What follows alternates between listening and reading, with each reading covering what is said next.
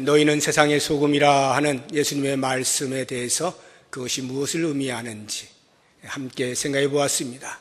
너희는 세상의 소금이다, 너희는 세상의 빛이다 라고 하는 이 말씀은 그 안에 그리스도인의 정체성과 사명이 동시에 담겨 있다 말씀을 드렸습니다. 오늘은 빛에 대해서 함께 생각해 보면서 과연 성도된 나는 그리스도인으로서 어떠한 정체성이 있는가, 그리고 그 정체성을 가진 나는 어떠한 삶을 살아야 하는가 라고 하는 부분에 대해서 같이 생각을 해 보겠습니다. 예수님께서 제자들을 불러 앉혀놓으시고 너희는 세상의 빛이다 라고 말씀을 하실 때 많은 이야기들 가운데 왜 빛이라 말씀을 하셨을까 생각해 보면, 지난주에 우리가 예수님이 너희는 세상의 소금이다 라고 하실 때 그 소금의 정체성이 짠맛에 있는 것처럼 너희는 세상의 빛이다 라고 하면 그 빛의 정체성이라고 하는 것은 빛이 나야 빛이라 할 수가 있는 것이죠. 그런 것처럼 그 빛됨에 대한 정체성을 제자들에게 이야기하고 있는 이유에 대해서 생각을 해보면 세상이 그만큼 어둡다라는 뜻이겠죠. 만약에 이 세상이 밝다고 하면 굳이 그들의 그 제자들을 가리켜서 너희는 세상의 빛이라 하는 말씀을 하실 필요가 없었을 것입니다. 예수님께서도 이 땅에 오실 때 어둠인 세상의 빛으로 오셨죠. 그런 것처럼 예수님을 따르는 그 제자들도 역시 어둠의 세상 속에서 너희는 빛이다, 빛으로 살아야 한다라고 말씀을 하고 있는 것입니다. 그 빛의 빛됨에 대하여서 예수님이 14절에 이렇게 말씀하십니다. 너희는 세상의 빛이라 산 위에 있는 동네가 숨겨지지 못할 것이요. 두 가지로 해석을 할 수가 있습니다. 하나는 너희는 세상의 빛이라, 그렇기 때문에 산 위에 있는 동네가 숨겨지지 못할 것이다, 이런 의미입니다. 즉 우리가 빛을 잘 발하여서 산 위에 있는 동네마저도 다 비출 수 있다라고 하는 뜻입니다. 그 정도로 우리가 밝게 산다면, 그래서 산 위에 있는 동네까지도 다 우리의 빛 아래 영향을 받을 수 있다면 얼마나 빛으로서의 제대로 된 삶을 사는 것이겠어요. 그런 면에서 그렇게 해석을 할 수가 있겠습니다. 그렇지만 저는 두 번째, 다음 이야기를 하려고 하는데 이 본문이 이야기하고 있는 것은 그런 의미보다는 이런 쪽입니다. 너희는 세상의 빛이라 마치 산 위에 있는 동네가 숨겨지지 못하는 것과 같다, 이런 의미예요. 제가 좀 쉽게 풀어서 설명을 드리겠습니다. 우리나라는 이렇게 산동네가 보통 이제 달동네지, 옛날에, 요즘은 좀 개념이 달라지지 않았나 싶긴 한데, 제가 어렸을 때는 산동네, 저도 산동네 살았습니다만 달동네라 그래가지고 못 사는 사람들이 이렇게 사는 곳이죠. 그래서 막 다닥다닥 붙어가지고 이렇게 하여튼 그런 곳이 이제 산동네입니다. 그런데 제가 이제 유학을 가보니까 외국은 반대더라고요. 산동네가 부잣동네예요. 그래서 집들이 으리으리합니다. 제가 이렇게 이제 살던 곳도 저도 산동네에 살았거든요. 저는 계속 산동네에서 사는 것 같아요. 집들이 막 으리으리하고요. 멀리서 이제 차를 타고 이렇게 쭉 가면은 산 위에 동네가, 도시가 이렇게 형성이 되어 있으니까 멀리서도 다 보이는 것입니다. 집들이 우리 집 좀 봐주십시오 이렇게 해서 보이는 게 아니라 그냥 산 위에 있어서 모든 사람들이 아무 때나 쉽게 볼 수 있는 거예요. 멀리서도 보인다 이 말이에요. 지금 예수님이 말씀하실 때 그 당시에 제자들은 금방 이해하는 거예요. 산 위에 있는 동네가 숨겨지지 못한다는 말, 당시 예루살렘 그 도시가 산 위에 세워졌거든요. 시온산이라고 하는 산 위에 세워져 있는 것입니다. 예루살렘 성이 대략 740m에서 800m 해발, 그 정도 높이에 있습니다. 우리나라도 한 800m 고지라고 하면 그렇게 낮은 산이 아닙니다. 제법 높은 산이에요. 거기에 도시가 형성이 되어 있어요. 그러니까 차를 타고 가거나 아니면 걸어가거나 멀리서도 그 높은 곳에 집들이 있으니까 한눈에 보일 수밖에 없겠죠. 빛이라고 하는 것은 마치 산 위에 있는 동네가 숨기려 해서 숨길 수 없는 것처럼, 그냥 보이는 것처럼 너희는 이 세상에 대하여 그러하다라고 말씀하고 있는 거예요.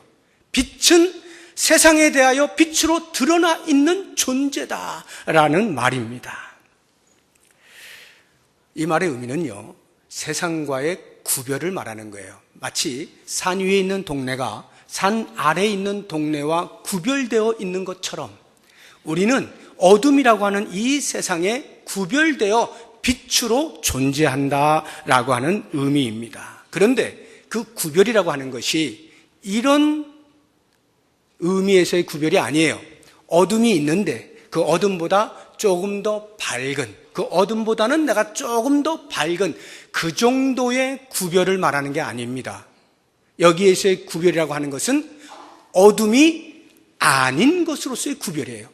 빛이라고 하는 나의 정체성은 어둠이라고 하는 것보다 조금 밝은 것으로서의 정체성을 갖는 게 아니라 어둠이 아니다, 선을 긋는 것으로서의 정체성이라고 하는 것입니다. 어둠이 아니다라고 하는 말의 의미가 뭐겠습니까? 내 소속이 바뀌었다는 거예요. 내 신분이 바뀌었다는 것입니다.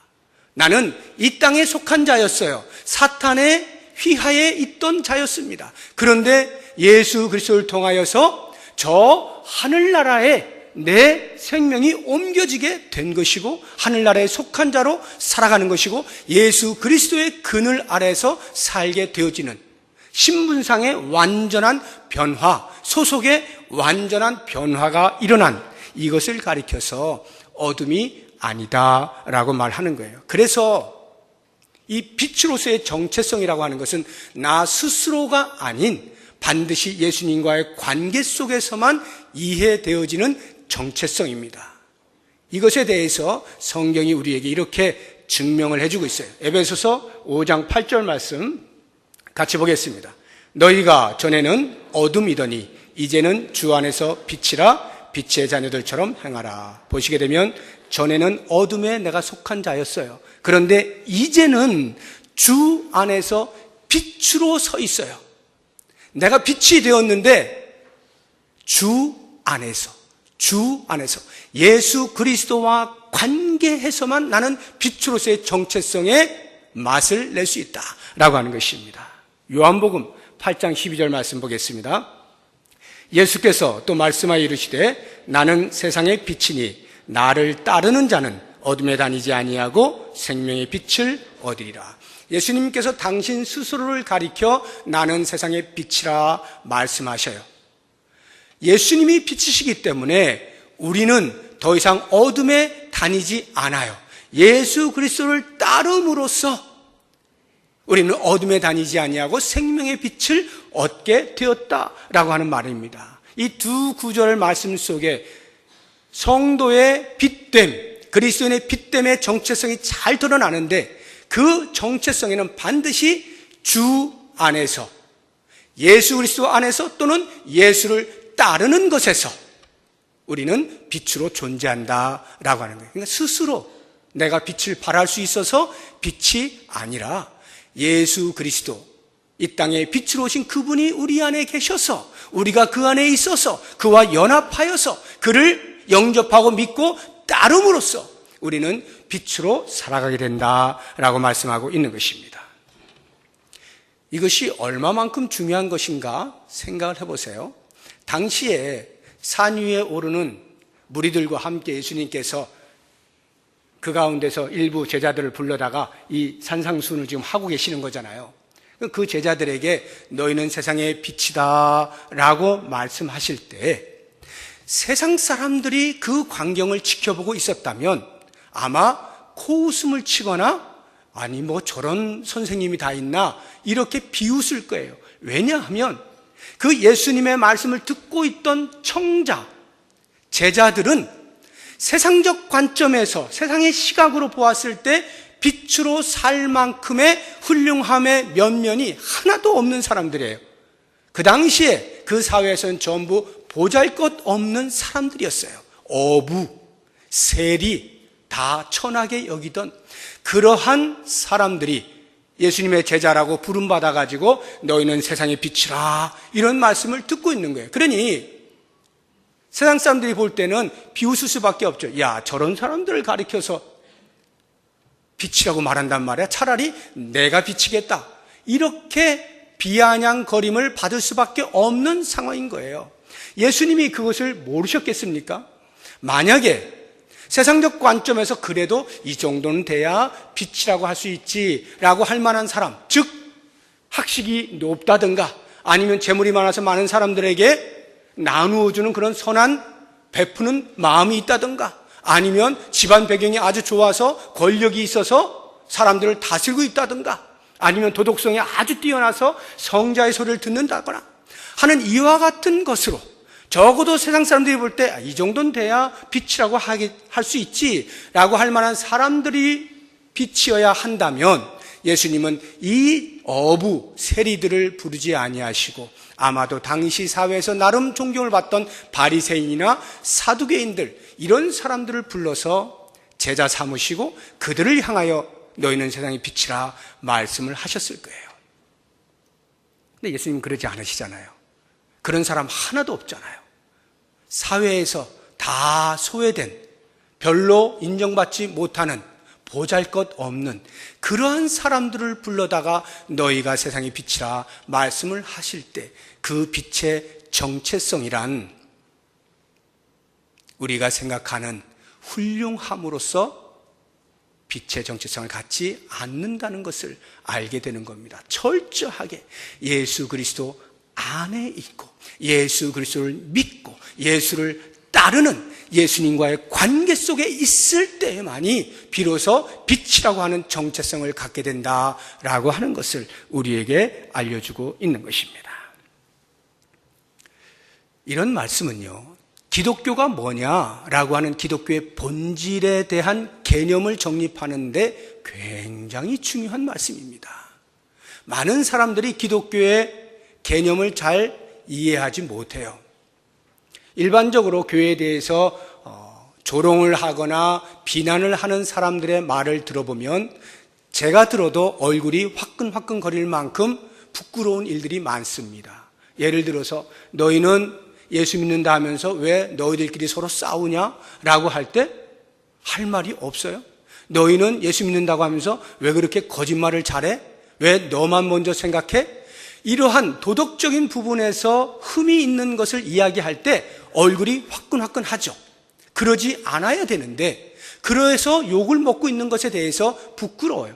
그러나 그것이 기독교의 본질을 말하고 있는 것은 아닙니다.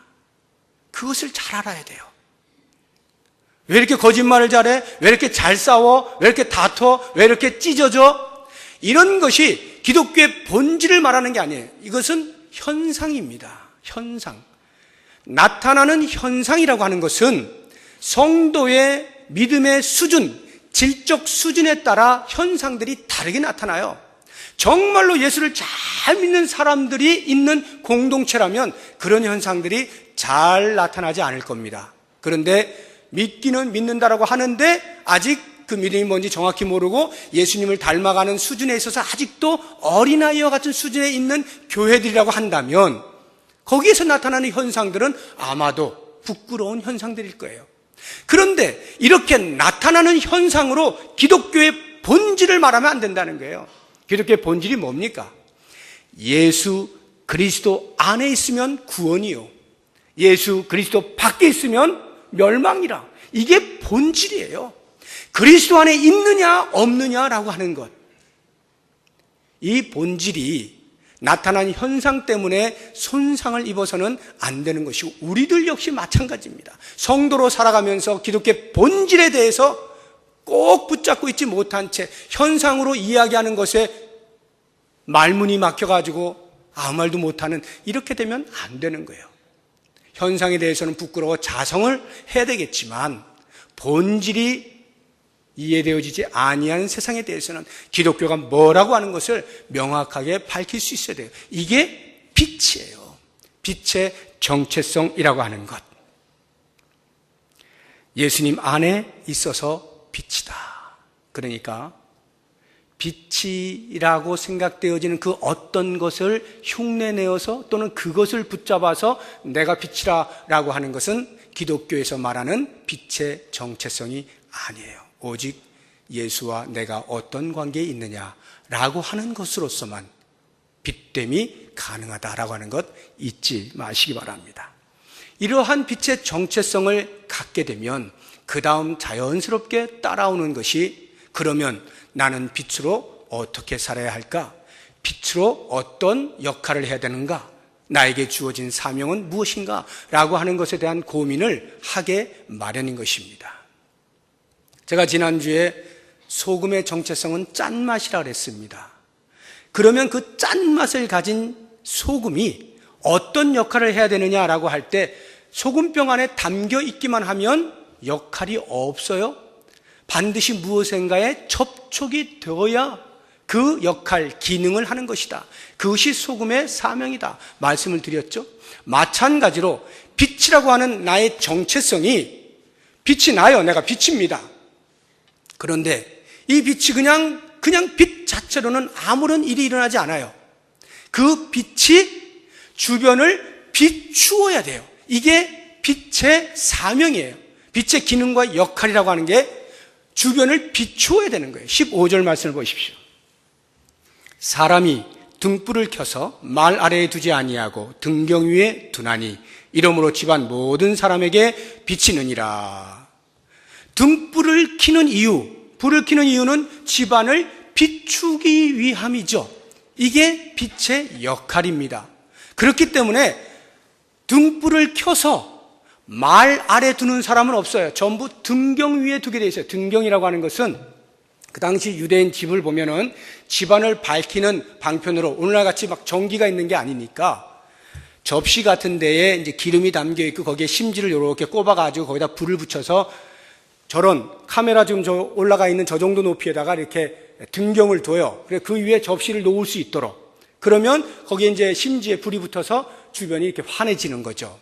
이게 이제 등경 위에 등불이라고 하는 것인데 그 불을 켜서 말 아래에 두는 사람은 없어요. 여기 말이라고 하는 것은 타는 말도 아니고 말하는 말도 아니고 곡식을 측량할 때에 사용되어지는 그 도구로서의 말, 되라는 것이 돼. 우리나라의 돼. 이 말로 번역되어진 이 헬라어 원어가 모두스라고 하는 것입니다. 이 모두스는 로마에서 사용되어지는 곡물 측량 기구 이름이에요. 도구 이름이에요. 그런데 이것을 이제 한국말로 번역을 하려다 보니까 말로 한 것입니다. 공동번역이나 또 다른 성경에 보면 되로 번역을 해놓은 성경들이 있어요. 그런데 되는 이 모디오스라고 하는 이 원어가 갖는 그 크기, 부피 이보다 훨씬 작은 거예요. 우리가 혹시 여러분 기억나십니까? 어렸을 때 이렇게 저도 기억이 나는데 쌀집 가면은 이제 지금은 뭐 슈퍼에서 다 사지만 그 당시에 쌀집에서 쌀을 샀잖아요. 그러면 이제 되로 사기도 하고 말로 사기도 하는데 말은 통이 크지 않습니까? 그러니까 10개의 되가 한 마리니까 통이 커요. 근데 되는 네모난 이렇게 그 직육면체로 돼 가지고 요만큼 돼 있죠. 그러니까 요거는 너무 작아요. 이걸로 뭐 등불을 이렇게 덮는다 조금 이해가 안 되기 때문에 되로 번역된 건 좋지 않고 말이 좋습니다. 말은 통이 이렇게 큰데 불을 켜서 말을 뒤집어 놓아서 그 안에다가 집어넣는 사람은 없다 이 말이에요. 이거를 주변을 밝히기 위해서 높은 데다 놔야 되는 것이죠. 말이라고 하는 그 통 속에다 집어넣으면 안 보이잖아요. 분명히 그 안에서는 불이 타고 있을 텐데 덮어버리니까 안 보이는 거니까 역할을 제대로 하는 것이 아니죠. 불이라고 하는 정체성은 가지고 있으나 그 기능과 역할은 하지 못하는 것이죠. 우리의 그리스도인으로서의 이 빛으로서 살아가는 데 있어서 우리가 말 속에 들어가 있을 수가 있다 이 말이에요. 분명히 빛이긴 빛인데 그 빛을 비추려고 하지 아니하고 그냥 말 속에 들어가 있는 그런 경우가 있을 수가 있어요. 그래서는 안 된다는 것이죠. 예수님은 그런 사람이 어디 있느냐, 상식적으로. 그런데 우리 가운데는 그럴 수도 있겠으니 잘 생각해 보아라, 이런 말씀이거든요. 그러면 여러분들이 한번 생각해 보세요. 내가 어떻게 하는 것이 말 속에 나를 감추어 두는 것일까? 전 두 가지를 생각해 보는데, 하나는 빛 같은 생활을 하지 못하는 것.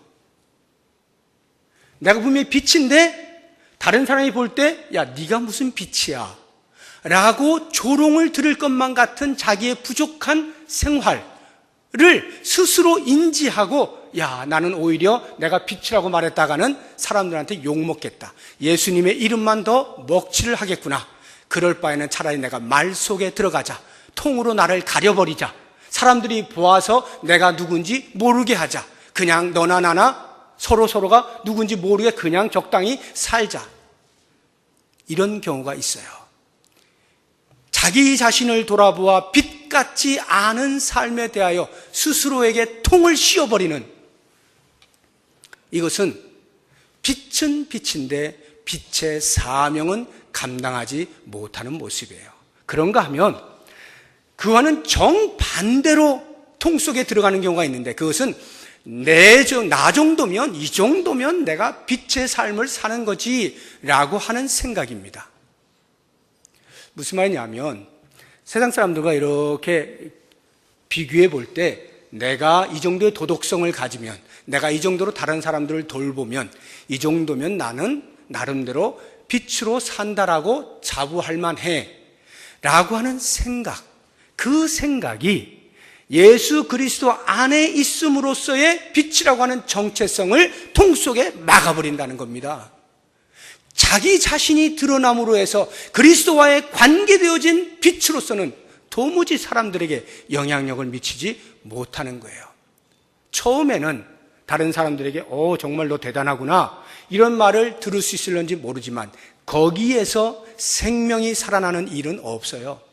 생명이 살아나는 건 반드시 그리스도와 접촉이 될 때만 가능한데, 내가 나의 거룩함으로 빛이라 라고 말하는 것으로서는 어떤 누구도 살릴 수가 없습니다.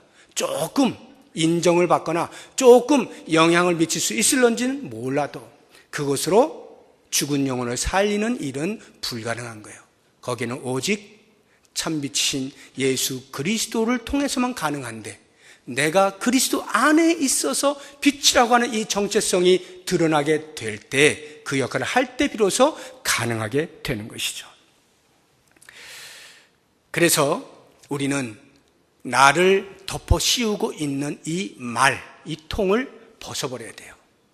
이걸 치워버려야 돼요. 그래서 빛으로서, 그리스도 안에 있는 빛으로서 당당히 등경 위에 서 있어야 되는 겁니다. 모든 사람들이 보게 만들어야 돼요. 비록 내가 빛으로서의 환한 빛은 내지 못할는지 몰라도 지금 수준에, 그렇다고 해서 내가 빛이 아닌 것이 아니기 때문에 감출 필요가 없는 거예요. 그냥 서 있는 거예요. 어둠 속에 서 있는 것입니다. 예수님께서는 이런 빛의 모습을 가리켜서 16절에 이렇게 말씀하고 있습니다. 이같이 너희 빛이 사랑 앞에 비치게 하여.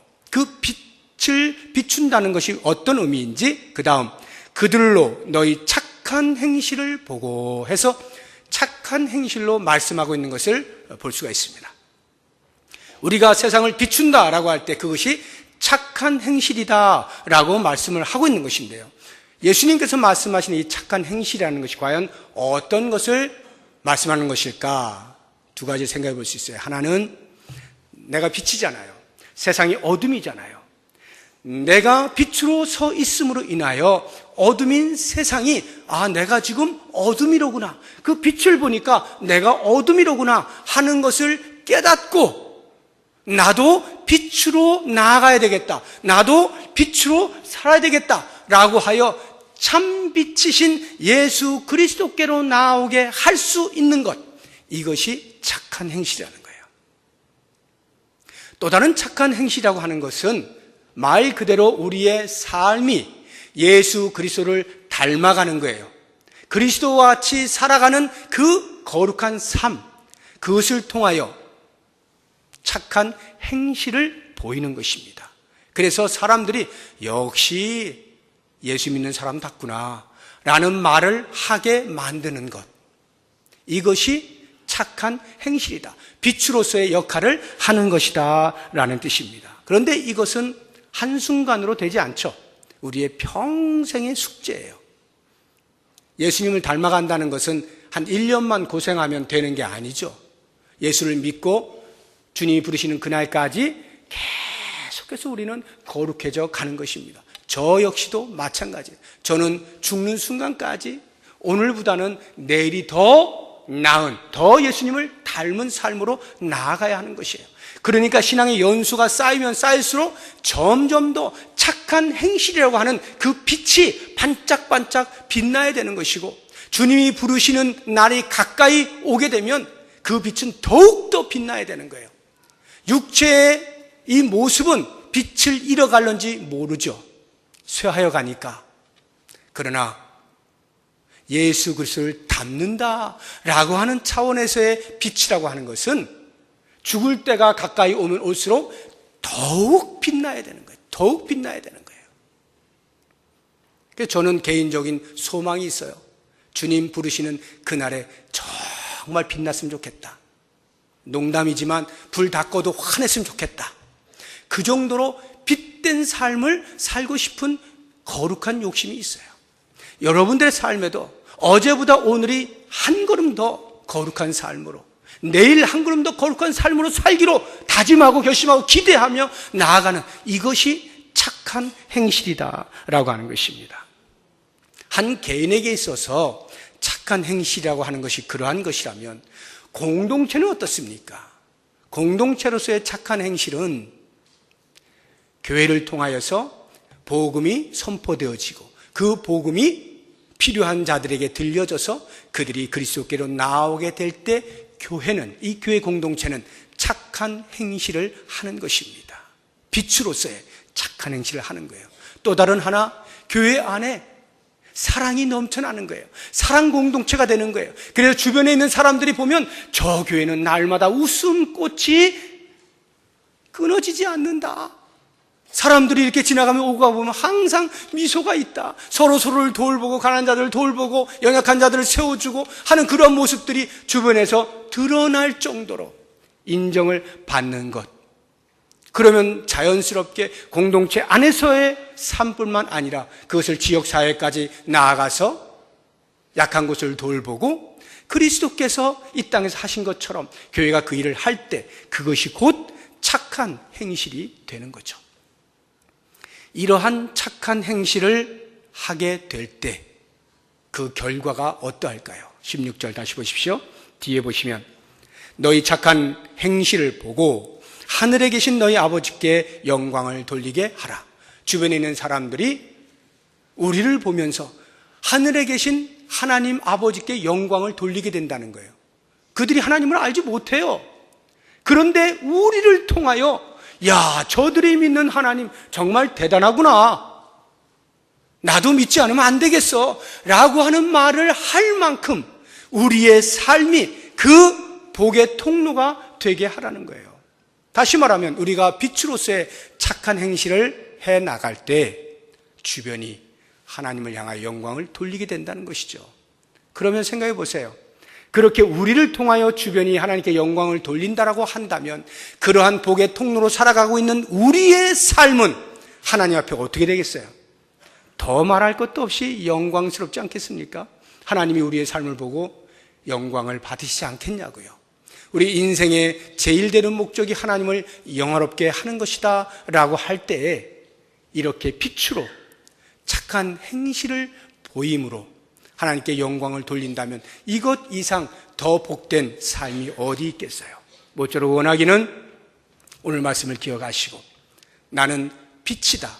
그런데 이 빛은 그리스도 안에 있음으로서만 가능하고 그리스도를 따름으로서만 가능하고 그리스도와 연합하여서만 나는 빛이다라고 하는 이 정체성, 그리고 그 정체성을 말 속에 담아두지 아니하고 등경 위에 두어 모든 사람들을 비추어 그들로 하여금 하나님께 영광을 돌리게 하는 삶을 사는 그 사명을 잘 감당해서 복의 통로로 살아가는 우리를 통하여 하나님이 영광 받으실 것을 기대하시고 기뻐하시면서 복된 인생을 살아갈 수 있는 우리 모두가 될 수 있기를 주의 이름으로 축복합니다.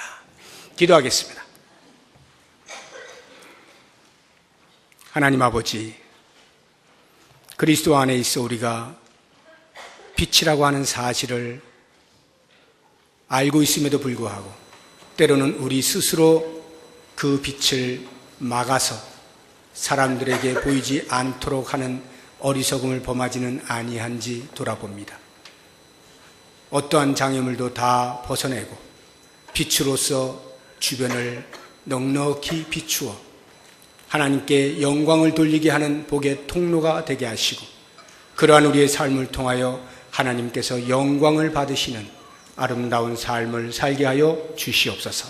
예수님의 이름으로 기도드립니다. 아멘.